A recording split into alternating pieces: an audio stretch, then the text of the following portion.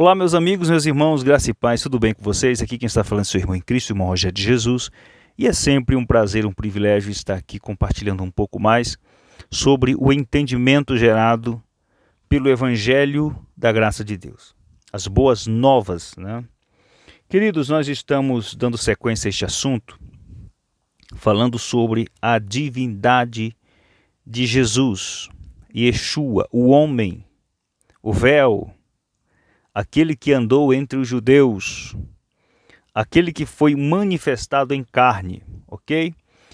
E o objetivo deste vídeo não é causar transtorno, não é causar divisões, não é causar confusões, não é refutar ninguém.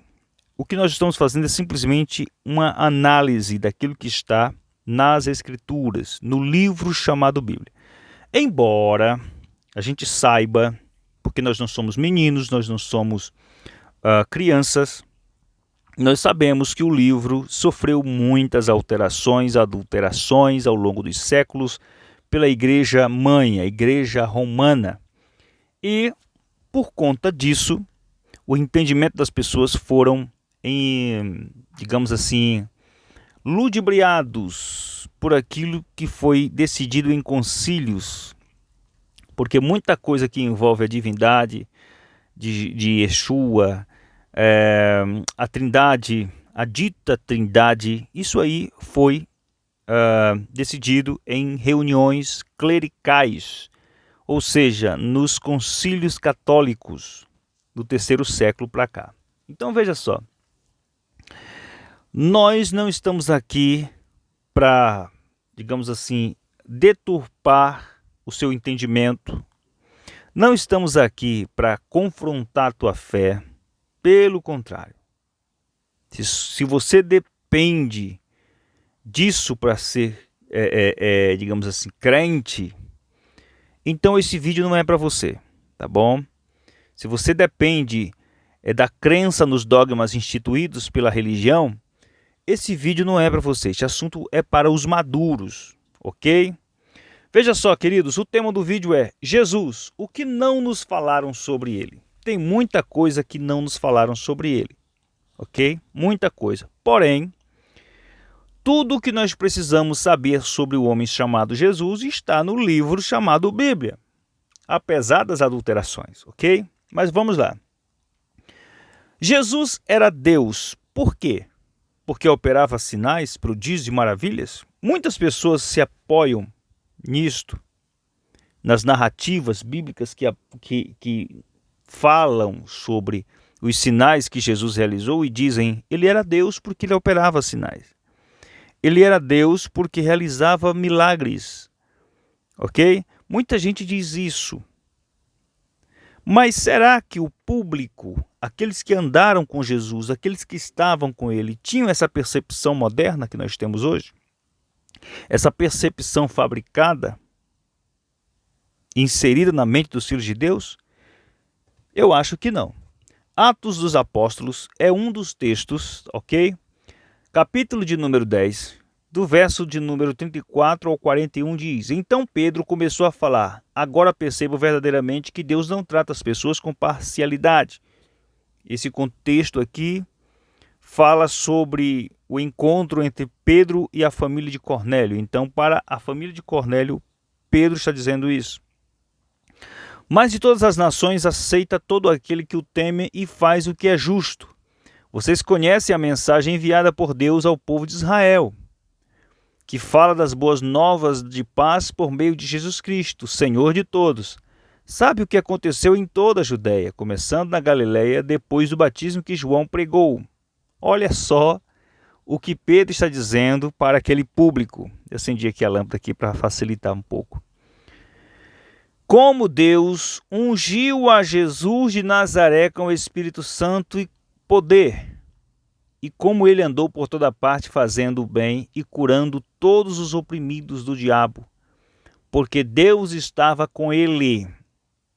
Será que eles tinham a visão de que Jesus fazia o que fazia porque ele era o Eterno, porque ele era um Deus da mesma magnitude que o Eterno? Não.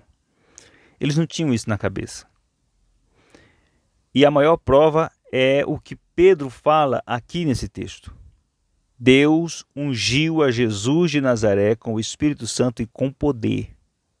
Quem fez os sinais através de Jesus foi o Eterno, foi o Criador. Então, na cabeça deles não passava isso. Aí ele continua. Nós somos testemunhas de tudo que ele fez na terra dos judeus e em Jerusalém, onde o mataram, suspendendo-o no madeiro. Deus, porém, o ressuscitou no terceiro dia e fez que ele fosse visto. Olha só, queridos, que coisa linda, maravilhosa. É porque a gente passou a vida inteira dentro das denominações, lendo sob a ótica da denominação.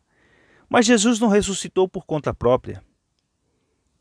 Ele foi ressuscitado pelo Eterno. É o que o texto está dizendo.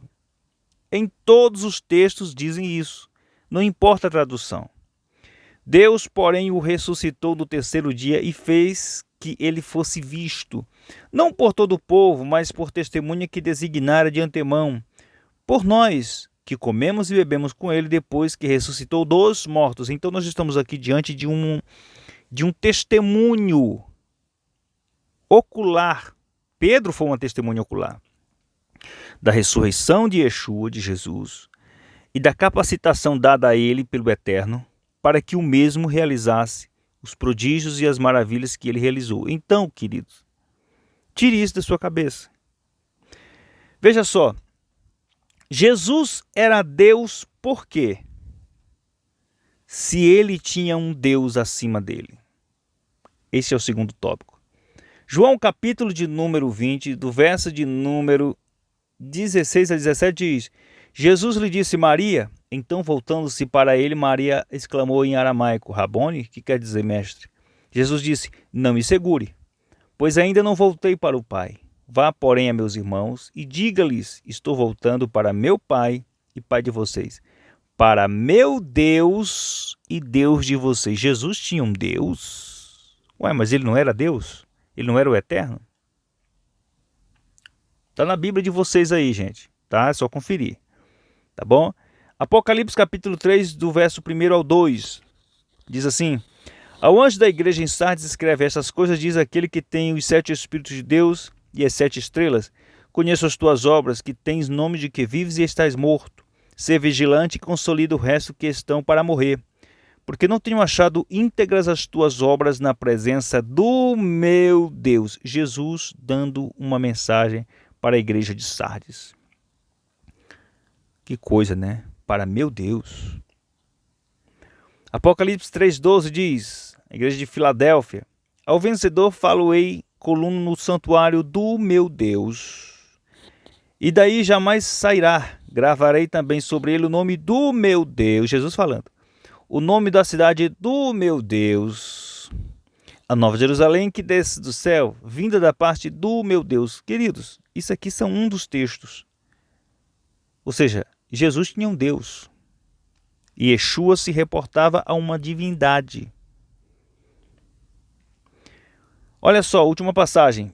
Jesus, como Deus, adorava um outro Deus. João, capítulo 4, do verso 19 ao 22, diz assim: Nossos pais adoravam neste monte. Vós, entretanto, dizeis que em Jerusalém é o lugar para onde se deve adorar. Disse-lhe Jesus, mulher, podes crer-me que vem a hora, quando nem nesse monte, nem em Jerusalém adorareis o Pai. Vós, Jesus falando com a samaritana, adorais o que não conheceis. Nós, olha esse pronome aqui, nós. Primeira pessoa do plural. Jesus se inclui. Jesus era um adorador. Você sabia disso? E ele adorava quem? Ele vai dizer, nós adoramos o que conhecemos, porque a salvação vem dos judeus. Jesus adorava o Eterno. Só se rasgar isso da Bíblia de vocês, para vocês não verem isso, né? Não é verdade? Agora veja só, queridos, Jesus era Deus, recebeu a autoridade de Deus e se fez Deus? Como assim? João capítulo 5, do verso 18 ao 24. Agora aqui você vai ter que tomar muito cuidado, prestar muita atenção na leitura. Por isso, pois, os judeus ainda mais procuravam matá-lo, porque não somente violava o sábado, mas também dizia que Deus era seu próprio Pai, fazendo-se igual a Deus. Fazendo-se. Ele era Deus? Ele era o Eterno? Não. Mas os judeus que viram as declarações de Yeshua tiveram essa percepção. Ora, ele poderia e recebeu o título de Deus, mas ele nunca disse que era. Agora veja só o restante da leitura. Então lhes falou Jesus: em verdade vos digo que o Filho nada pode fazer de si mesmo, senão somente aquilo que vi fazer o Pai. Porque tudo o que este fizer, o Filho também, semelhantemente, o Pai. Então veja só, Jesus ele não refutou o entendimento dos judeus, porque os judeus se pegaram em pedras para tirá-lo, né? Perseguiam ele, procuravam matá-lo, porque ele se dizia ser filho de Deus, fazendo-se igual ao Pai. Então Jesus ele está simplesmente reforçando aquilo que os judeus já sabiam. Assim, olha, eu não posso fazer nada de mim mesmo, mas tudo aquilo que meu Pai faz, eu faço também. Ou seja, ele está dizendo que ele é o Eterno? Não, pelo contrário, ele está dizendo que há uma pessoa acima dele, que é o Pai dele, que tem autoridade sobre ele, e que ele só fazia porque o Pai tinha dado essa autoridade para ele.